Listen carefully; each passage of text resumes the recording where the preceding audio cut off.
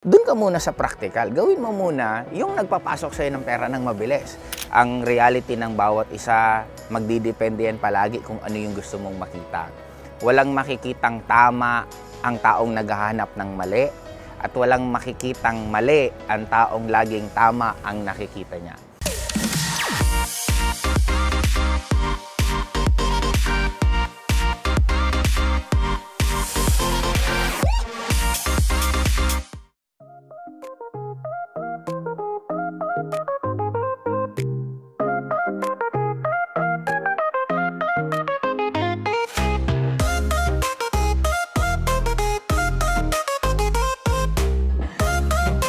The conductor, the tenor, the soprano, the bass, the guitar, main guitar.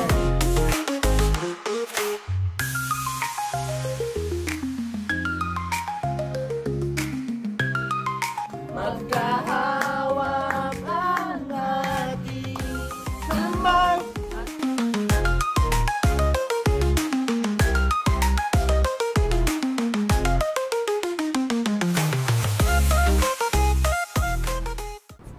Ikaw ba'y classmate yung tipong gustong-gusto mo nang mag-quit sa trabaho mo para i-pursue kung ano talaga yung passion mo? Or ikaw yung nandun sa side na willing kang i-sacrifice yung pangarap mo, willing kang i-sacrifice yung passion mo para sa so-called tinatawag na stability?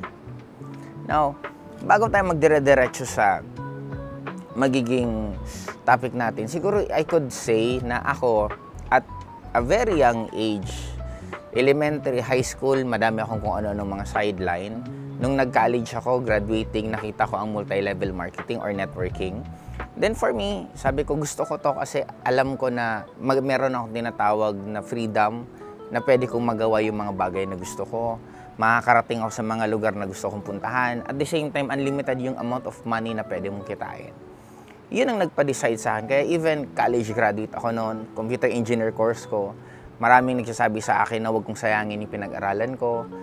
Maraming nag-a-advise sa akin na hindi ko kaya ang networking tapos hindi siya stable kasi in a short span of time, mawawala din siya. But end of the day, tinuloy-tuloy ko kung ano yung gusto ko. Kasi para sa akin, ano yan ang mundo natin, ang pinaka-importante dito kung ano yung gagawin mo at saan ka magiging masaya. Para sa akin yun.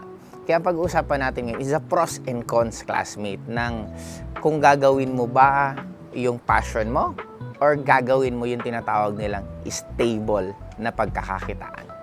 I-define ko muna kasi dati, classmate, naalala ko, lagi kong tinatopic about passion, about ganito. Minsan nakakalimutan kong i-detalye, kaya isa yun sa i-improve ko right sa mga upcoming vlogs ko. Ano ba ang passion? Ano ba ang tinatawag na stability?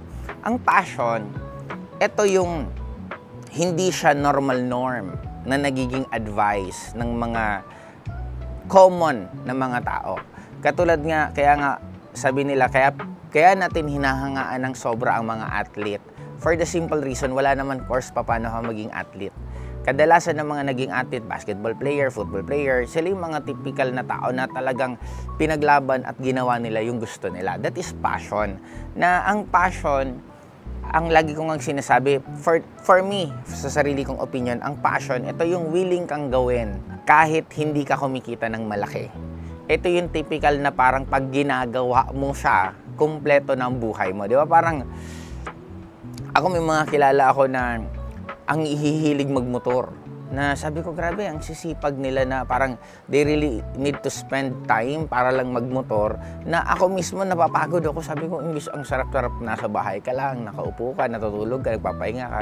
Gigising ka ng maaga para magmotor lang. But because yun ang passion nila, habang ginagawa nila yon, hindi sila napapagod mas nare-recharge sila. Ibig sabihin yan ang passion. Kung saan ka masaya at saan ka kinikilig. Ang stability naman, ito yung more on practical na decision sa buhay mo na kahit hindi ka masaya, pero gagawin mo siya kasi pwede siya magpakain ng pamilya mo. Pwede mong mabili yung mga bagay na gusto mo. Ito yung typical na they are working 8 to 5, gigising ng ganitong oras, papasok ng ganitong oras. Kahit minsan hindi naman nila gusto ginagawa nila, but they going to do it for the simple reason na kailangan nila yung perang yon. Kaya yun yung difference ng passion at ng stability. Last na message ko, ang ma-advise ko lang po, actually, kapain nyo, kung kaya nyo siyang magawa both na mapagsabay, it will be very better. Kasi sabi nga, di ba, parang biro namin po to, may naglalakad ka, may nakita kang 500 pesos, meron ko nakitang 1,000 pesos, anong pupulutin mo? Kadalasan sinasagot ng iba is 1,000. Pero bakit ka mamimili ng isa kung wala naman sinabing isa lang ang piliin mo? Parang dito din ako na bash yung diploma o diskarte, di ba? Kasi syempre ako pipiliin ko pa rin since yun yung personal experience ko, yun ang personal na knowledge ko. Kung mamimili lang po ako ng isa, syempre pipiliin ko diskarte. Pero sa atin naman ngayon, kung pwede mo naman pagsabayin ang passion at the same time stability, bakit hindi mo gagawin? Di ba? Parang if you are working right now, spend your free time sa mas productive or mas passionate na pwedeng magawa mo. Ibig sabihin, if you are working 8 to 5, hindi mo man siya gusto, pero since napapakain niya ng pamilya mo, di ituloy-tuloy mo muna. Then, after mo lumabas sa trabaho mo, kung lalabas ka ng mga 6, di bakit hindi mo gawin naman yung passion mo? Yung from 6 to 10, dun mo naman gawin. Then, meron ka pang mga 10 to 12 kung ano yung ibang gusto mong gawin na pwede kang manood na magpahinga. Pero, pwede mo siyang pagsabayin na parang ako dati, bakit ako namasada ng jeep? Simple lang, namamasada ako ng jeep kasi kesa nagsa-sound trip ako sa loob ng bahay, kasi ang uso po dati magsa-sound trip ka, nasa bahay ka, nasa kwarto ka, may karaoke ka, magpa-play ka ng cassette tape, doon ka makikinig ng music. Kaya lang sabi ko, sayang, nakaupo, nakatunganga, gumaganon-ganon ako sa music, gumaganon. Sabi ko, sayang, pwede ko naman gawin yun sa loob ng jeep. Di, doon ako sa loob ng jeep, doon ako nagsa-sound trip, namamasada ako, nakakapag-joyride pa ako, nakapag-joyride na ako, nakapag-sound trip ako, kumikita pa ako. Di ba, pwede mo naman pagsabay-sabayin. Bakit ka mamimili kung marami kang pwedeng gawin? Just like right now, nandito ako ngayon dito sa KidCard, na actually, kinorner lang talaga ako nila OJ na gustong-gusto akong sumama kasi nga may utang ako sa kanilang libreng travel na to. Sabi ko, bigyan ko na lang kayo ng pera, kayo na mag-travel, hindi ako sasama. Ayaw pumayag, talagang matatalino kasi alam na every first week nandito ako sa Bicol. Sabi ni Chad, i-schedule natin yung travel first week kasi ng first week ng month kasi alam nilang nandito ako. In short, napagaw, pumayag na rin ako na sabi ko, I'm sure mauubliga ako mag-vlog pag nandito ako kasi wala ko ibang choice. Ayaw ko nang wala akong ginagawa. Habang sila nandyan, namamasyal, naliligo, kung ano pag ginagawa ng mga iba, nag-picture-picture, nag-vlog din. Ako ito, nagagawa ko. Kaya, yun, classmate, ang advice ko sa'yo. Bakit ka mamimili kung pwede mo pagsabay na habang ang passion mo, hindi pa siya nagpapasok ng malaking pera, dun ka muna sa practical. Gawin mo muna yung nagpapasok sa'yo ng pera ng mabilis.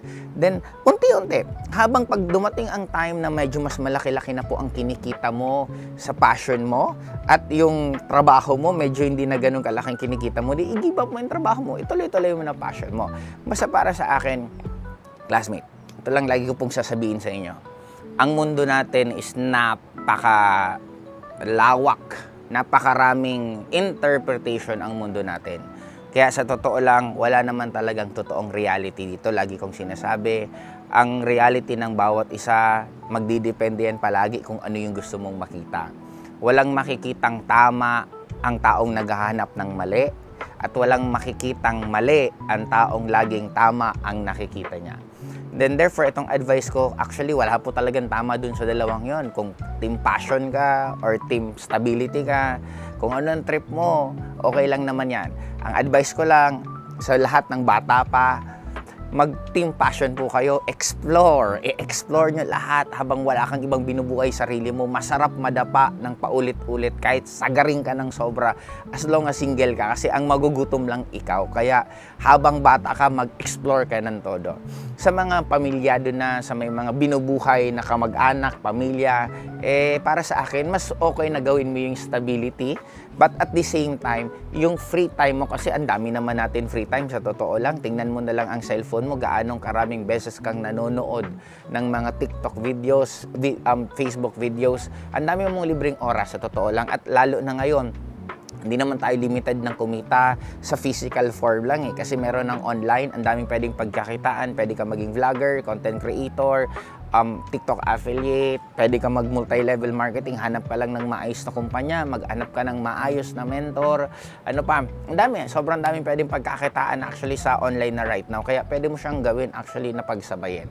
Now, para sa akin, gusto ko rin po siyempre marinig, ano po ba kang side? Mag-comment po kayo kung nasa team passion ka or team, syempre, nasa team stability ka. Gusto ko rin pong makita at marinig ang mga opinion po natin kasi sabi nga, ang two heads are better than one. Mas maraming opinion, mas nagiging maganda ang epekto. Kaya kung mas marami po kayong ilalagay, wala po ditong free speech po dito. Kung anong tingin mong tama, ipaglaban mo. Tingnan natin, mag-usap-usap tayo kasi I'm sure lalong gaganda itong vlog natin. At syempre sa akin pong last na sasabihin, eto, classmate, tulungan tayo para lalo din ako ganahan. Huwag niyo pong kalimutan mag-comment, mag-like, at syempre i-share niyo rin tong video to kasi kami pong mga content creator, habang mas marami pong nakakita, mas maraming nagre-react at nag-i-engage sa mga content namin, syempre masarap po talaga sa pakiramdam na lalo pang gumawa ng vlogs. Kaya syempre tulungan niyo rin naman ako. Mag-e-effort ako, mag-effort din kayo para balanse tayo. Okay? And pinakadulo ko lang pong sasabihin,